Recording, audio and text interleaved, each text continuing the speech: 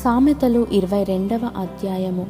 గొప్ప ఐశ్వర్యము కంటే మంచి పేరును, వెండి బంగారముల కంటే దయయు కోరదగినవి.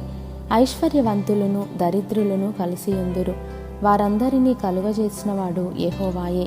బుద్ధిమంతుడు అపాయము వచ్చుట చూచి దాగును, జ్ఞానము లేనివారు యోచింపక ఆపదలో పడుదురు. యెహోవాయందు భయభక్తులు కలిగియుండుట వినయమునకు ప్రతిఫలము. ఐశ్వర్యమును ఘనతయు జీవమును దాని వలన కలుగును. ముండ్లును ఉరులును మూర్ఖుల మార్గములో ఉన్నవి, తన్ను కాపాడుకొనువాడు వాటికి దూరముగా ఉండును. బాలుడు నడువవలసిన త్రోవను వానికి నేర్పుము, వాడు పెద్దవాడైనప్పుడు దాని నుండి తొలగిపోడు.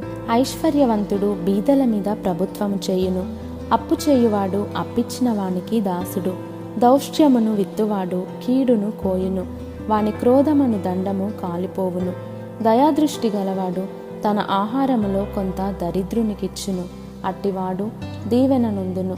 తిరస్కార బుద్ధిగలవాని తోలివేసిన ఎడల కలహములు మానును, పోరు తీరి అవమానము మానిపోవును. హృదయశుద్ధిని ప్రేమించుచు దయగల మాటలు పలుకువానికి రాజు స్నేహితుడగును. యెహోవా చూపులు జ్ఞానము గల వానిని కాపాడును, విశ్వాసఘాతకుల మాటలు ఆయన వ్యర్థము చేయును. సోమరి బయట సింహమున్నది, వీధులలో నేను చంపబడుదునను. వేశ్య నోరు లోతైన గొయ్యి, యెహోవా శాపము నొందినవాడు దానిలో పడును. బాలుని హృదయములో మూఢత్వము స్వాభావికముగా పుట్టును, శిక్షాదండము దానిలో నుండి తోలివేయును.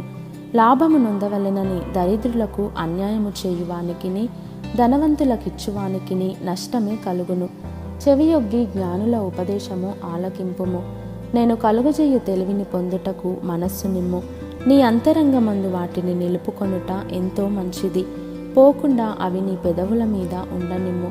నీవు యెహోవాను ఆశ్రయించినట్లు నీకే గదా నేను ఈ దినమున వీటిని ఉపదేశించి ఉన్నాను. నిన్ను పంపువారికి నీవు సత్యవాక్యములతో ప్రత్యుత్తరమిచ్చినట్లు సత్య ప్రమాణము నీకు తెలియజేయుటకై ఆలోచనయు తెలివియు గల శ్రేష్టమైన సామెతలు నేను నీ కొరకు రచించి తిని. దరిద్రుడని దరిద్రుని దోచుకొనవద్దు, గుమ్మమునొద్ద దీనులను బాధపరచవద్దు.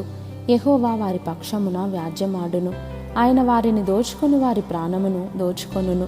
కోపచిత్తునితో సహవాసము చేయకుము, క్రోధము గలవానితో పరిచయము కలిగి ఉండకుము. నీవు వాని మార్గములను అనుసరించి నీ ప్రాణమునకు ఉరి తెచ్చుకొందువేమో. చేతిలో చెయ్యివేయు వారితోనూ అప్పులకు పూటబడు వారితోనూ చేరకుము.